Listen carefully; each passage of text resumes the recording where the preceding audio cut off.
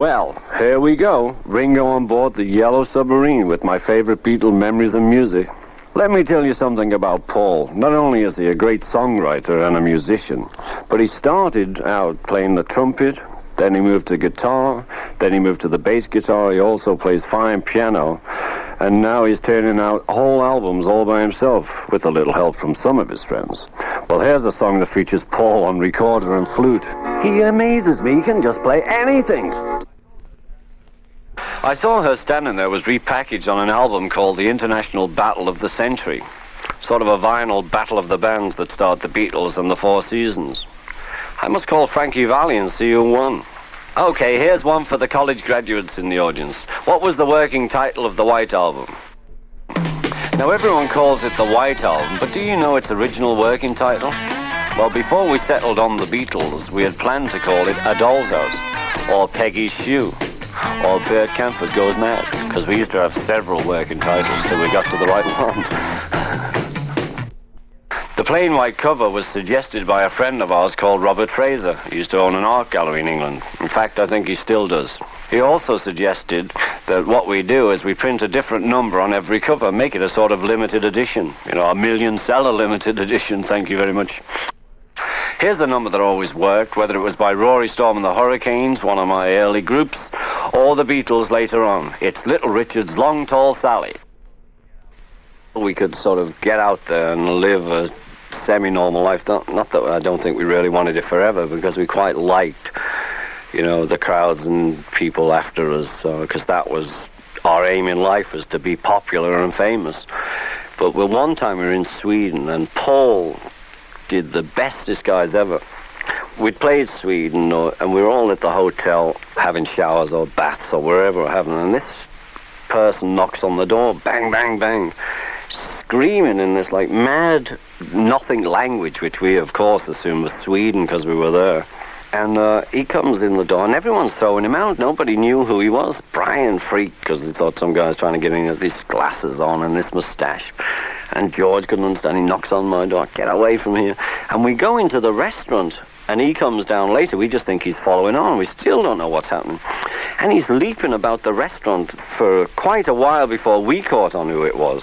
And all these people there, and he's given them someone's card, and he's press, I'm the press, some mad Swedish pressman, and he got away with it. It was fabulous. That's the best disguise I've ever seen. I even had the three of us fooled. It was so good.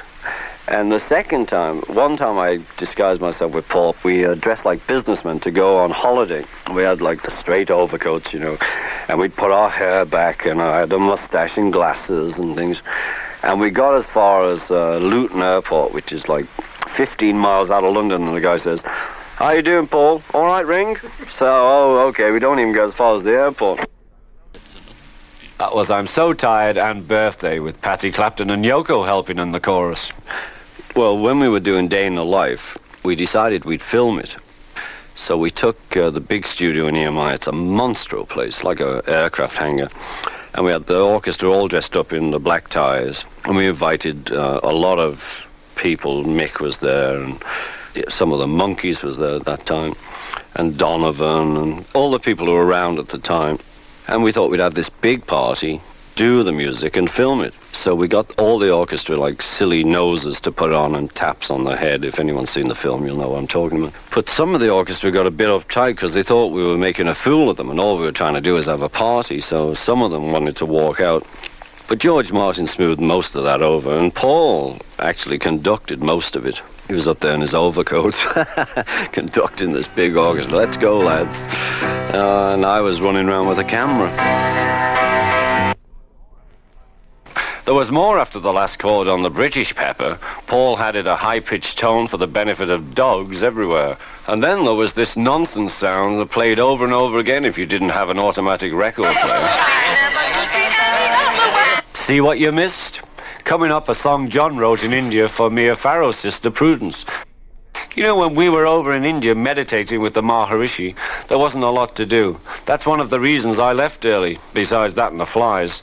But John used his spare time to write songs. Here's one that he wrote for Mia Farrow's sister Prudence. She spent all her time in her cottage meditating and wouldn't hardly ever come out. This song was John's way of trying to coax her to come out into the sun. I am the walrus. No, you're not. Paul is.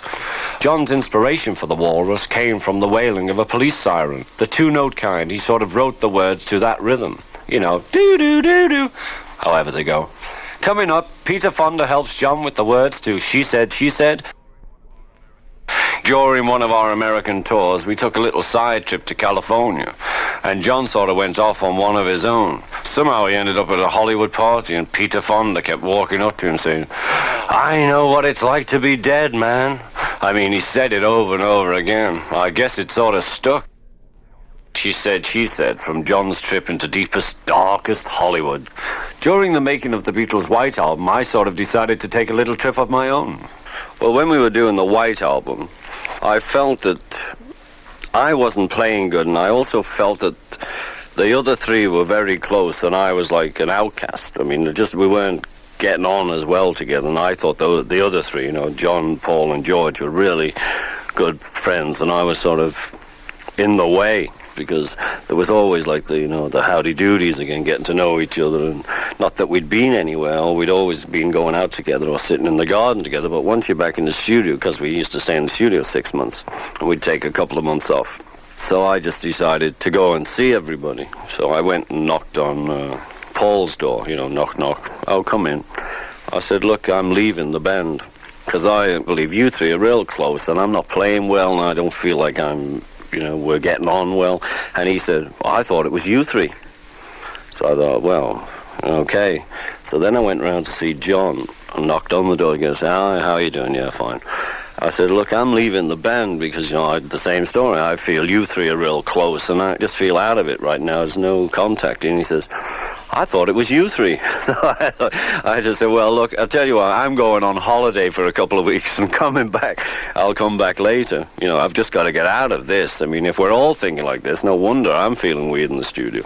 So I went on holiday, and they remixed some of the tracks we'd been doing, and they did USSR with Paul on drums and a few bits and bobs. And I got a telegram from John saying, "You're the best rock drummer in the world." So that helped me on the holiday. And I came back, and George had got all the studio decorated in flowers. Welcome home ring, So that was nice of him. Well, that was Tomorrow Never Knows, another one of my favourite tracks, and a sort of cross between the Beach Boys and Chuck Berry on Back in the USSR from the White Album, with Paul on drums, did you know? The lyrics from Tomorrow Never Knows are based on the Tibetan Book of the Dead, a book about reincarnation. John told our producer George Martin that in the background he wanted the sound of thousands of monks chanting. George persuaded him to settle for 4 Beatles and a lot of tape loops with echo instead. Coming up, one of my favourite Beatle tracks, in fact my favourite Beatle track of all time, Rain. You're on board the Yellow Submarine, and I'm That's Ringo Starr in reverse, which is sort of what John discovered when he came home late from a recording session. By mistake, he put the tape of Rain on his tape machine backwards, and he liked what he heard. The next day, he just mixed the best parts into the song. I remember adding a new piece to my drum kit when Paul wrote Maxwell's Silver Hammer. In addition to the cymbals, the snare, and the tom-tom and the bass drum, well, I had to learn to play the anvil. Bing, bing! And we started with Maxwell's Silver Hammer. As you know, not my fave. Octopus's Garden came about because I was on holiday, this famous holiday from the White Album. I'd borrowed from Peter Sellers, who was a friend of ours, his yacht. He had a yacht tied up in Sardinia. So I had a house and his yacht. So we'd go out in his yacht, and we'd have, we'd go round to one of the bays, and we'd have lunch on the yacht and then come back before it got dark. And one day, we go in for lunch, and there's all this meal on the table prepared and looking a bit weird. So I say, "What is that, Captain?" And he looks me straight in the eye and says, "Oh, that's octopus." So I freaked out a bit. "Octopus? You got to be crazy. Give us something we can eat, egg and chips." And we tried it.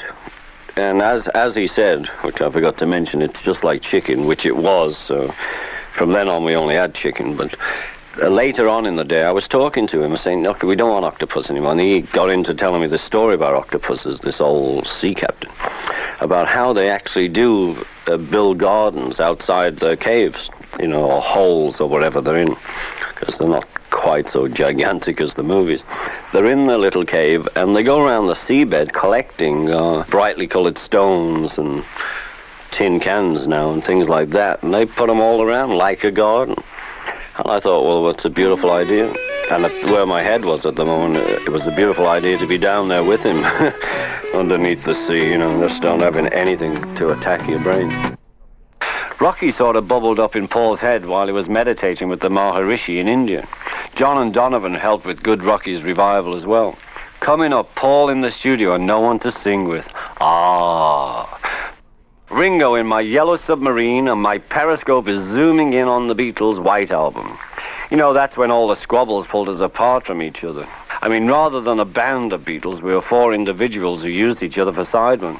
Well, sometimes we didn't even use each other. Here's one Beatle playing one guitar, singing along with one Blackbird. Some Apple projects worked out well, and some, like the Apple Boutique, not so well. I mean, that idea ended 8 months after it opened. Well, at least it went out in style when we gave about $25,000 worth of clothes away. Well, we couldn't really have a sale, could we? Coming up, a little snap, crackle, and pop inspires Pepper's Good Morning, Good Morning. Listening to a bowl of breakfast cereal. Well, I don't have anything else to do. I mean, it worked for John. He was sitting at his piano trying to come up with a song. Well, he had the telly on sort of low, and a commercial came on selling some cereal. That was enough to set him off on Good Morning, Good Morning. Well, we wanted to do something special for the fan club, something that was fun and something that only the fan club members could get a hold of. So we went through a lot of things, shall we send them Christmas cards or what shall we do? And we ended up with the idea, let's make a special record. And the records were fun because they were just us being silly, making things up on the spot, during the course of an album or going in a couple of days to do it. Very little of it was scripted at the time. We just tend to stand around the mic and anyone would start it and we'd all join in. And we'd put a bit of music on, and it was purely for the fans to say, well, this is for you, from us, and thank you for your support. John wrote Nowhere Man in a fit of writer's block. Nothing was coming to him for hours. Hours takes me days. Well, he sort of got down on himself when he said, you're a real nowhere man. And poof, there was his song. Now here's a little song you can all join in with. Listen, I'll show you how to play along with the bridge in Lady Madonna. You've got to cup your hand and put it over your mouth and make a noise and go.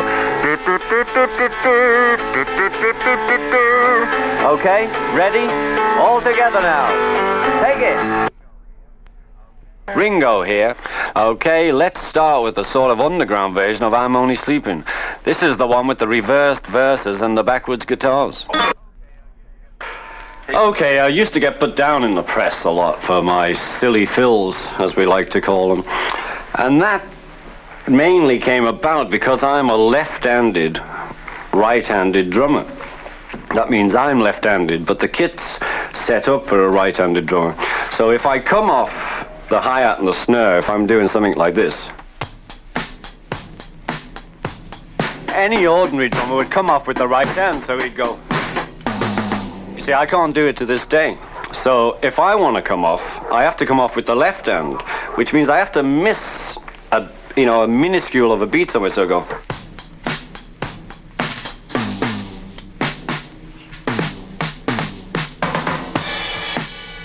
And then back into it. So that's how that came about, because I just can't play right-handed. Like, I can go around the kit from the floor tom to the top toms, which are on the bass drum, easy. But I can't go the other way because the left hand has to keep coming in underneath the right one. So it would sound something like this. Which is very awkward for me because it's like crossing your hands playing the piano or something, I don't know, but I have to fetch the left stick under the right stick to get to the right tom-tom, if you can figure this out, folks, before I then hit with the right hand. So then my style turned into the so-called funny fills because it would be...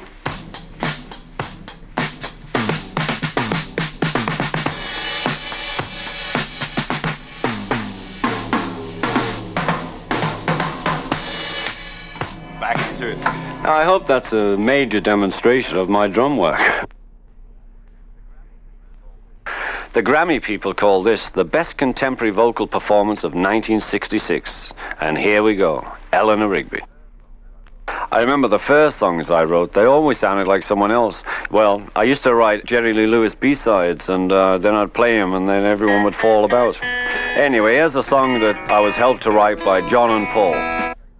You know, the pressure to get the Beatles back together again was tremendous. The promoters tried, the fans tried, the Queen tried, and even the UN Secretary General tried. Well, once it almost happened. The last time we played together, the three of us played, was at Eric Clapton's wedding. Eric had this big party, and it was funny because we walked into this big tent and there's a stage there, and I said to Eric, "Oh, great, who's playing?" And he said, "You are." So the party was going on. They had a drum kit and congas and, organ, piano, amps, and a couple of guitars and things like that. The ball was starting rolling with Zach, my son, who was playing guitar, and Jim Capaldi, who played drums. And then after that, everyone just came, wandering onto the stage, and we did, all the old favorites. George got up and we played, and Paul was up. So that was the closest I think we ever got to actually getting back together. Well, people always ask me about the screaming, did it bother me? It never bothered me at all, because I always felt at our concerts, people weren't coming to listen to the music. They were just coming actually to see the guys on stage, because they were screaming and dancing and shouting, and everyone was, in my opinion, having a real good time, and that was the way they were having a good time. It wasn't just to come. They'd go home and listen to the records if they ever wanted to hear anything. The only problem with it was that the noise was so loud, and in the early days, 64, 65, our amps were so small that I couldn't hardly hear anything.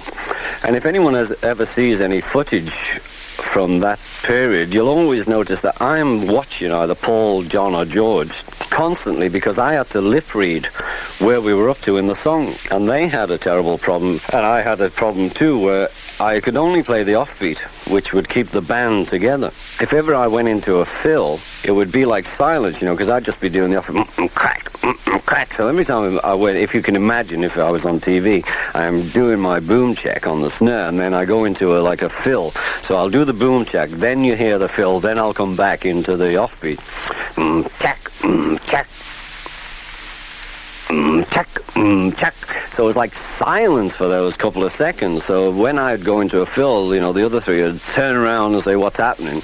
Because it's like I'd stop playing, because the toms don't come through half as strong as the snare does. I think we all felt we had to give up touring for the reason that we had to play the same numbers every night. And we had to play them in such a way that we could try and keep in some sort of order. But we weren't playing good, we were just being repetitive. So we decided to stop touring so we could concentrate on our playing and on music. And that's when we ended up in the studio. She Loves You was one of the songs that the Beatles also recorded in German. It seemed like a good idea at the time. I didn't speak any other language except English, but on our world tours I never had any language problems. I just went round not understanding anybody. I'm still amazed by all the interest in the Beatles, even 13 years after our breakup. It's not like the crazy days of Beatlemania, but it's still going on. Like the auction last year at Sotheby's in London. A Japanese department store paid $22,000 for a gold record of Sgt. Pepper. A paper collage by John went for $5,000. A stage suit of mine went for $440. That's a little less than what I paid for it. While one of George's suits from the same time was sold for $3,500. I guess he must have left some money in his pockets. The Hard Day's Night story is interesting because it was more us, and though everyone believes we ad-libbed a lot, we didn't really. There's one scene there which I've had a lot of credit given to me for, which is when I go out walking around London trying to be an unknown again. And I have this big raincoat on, and I meet this kid. Well, this whole scene had like 10 pages of dialogue, but I wasn't professional in the movies then, as I was a musician. And I'd been to a nightclub all night, and I went onto the set, and they gave me these 10 pages of dialogue, and I actually couldn't speak. We tried it where the continuity lady would feed me the line, so the kid would say his line, the continuity lady would say her line, and then I'd repeat my line, but it just wasn't working. So Dick Lester said, "Well, we've got the crew and everything, we've got to do something." And so I said, "Well, let me just walk around and do things." And that's how that scene came about. So a lot of the credit goes to Dick Lester for taking a chance and editing it so it worked. When we were doing Help, We did some of the filming in the Bahamas, and the Bahamas was colder when we were there than Austria.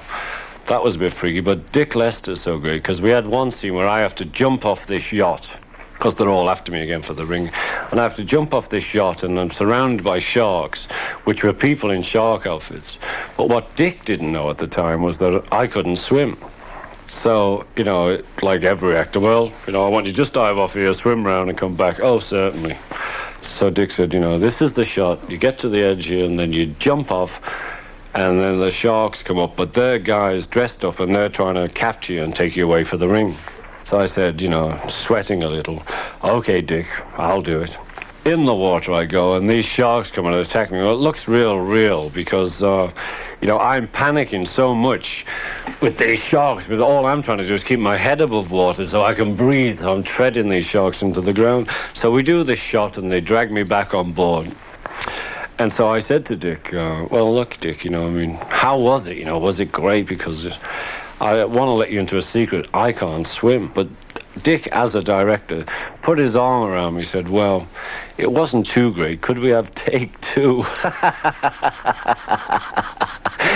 But I can swim now, folks. And Help, a song that won the British version of the Grammys. You know, there was another honour bestowed on the Beatles, I mean us. MBE meant Member of the Beatles Entourage, or Mr. Brian Epstein. But that was before we got word that we were included on the Queen's list as members of the British Empire in 1965. George said, I didn't think you got this sort of thing for playing rock and roll. And John said, I thought you had to drive tanks and win wars. Well, I'm still keeping mine to wear when I'm 64. Ringo Starr in my yellow submarine, remembering what a Beatles show looked like from the back of the stage. I mean, there I was, hunched over the kit, you know, and I'd look up and I'd see John sort of arch his back when he sang, and Paul singing up to his mic, and there's George dancing around at the end of each number. What a mover. And the crowd, well, they were just getting crazier and crazier. Hey Bulldog. I really like Bulldog. And that's Ringo's Yellow Submarine for now. Climb aboard next time when we'll set a course for more Beatles music and memories.